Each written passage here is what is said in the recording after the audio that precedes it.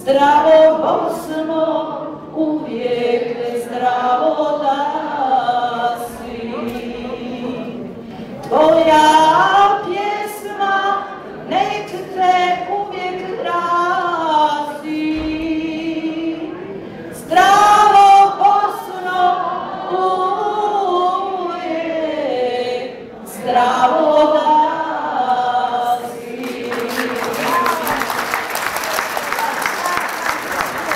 Namjeravam da pročitam jednu svoju pjesmu iz perspektive da je Bosna i Hercegovina naša domovina. A kada kažem domovina, ova ili ta domovina, to je žena. Zar nije?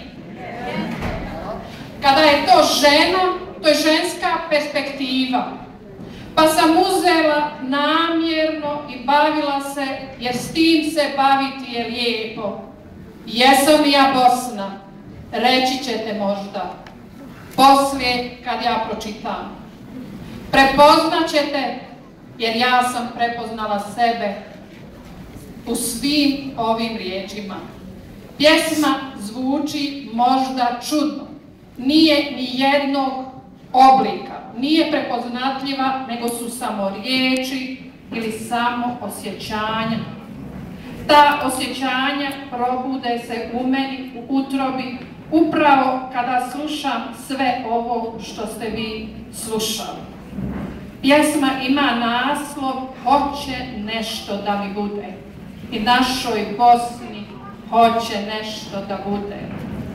Ne damo je. Ne damo je.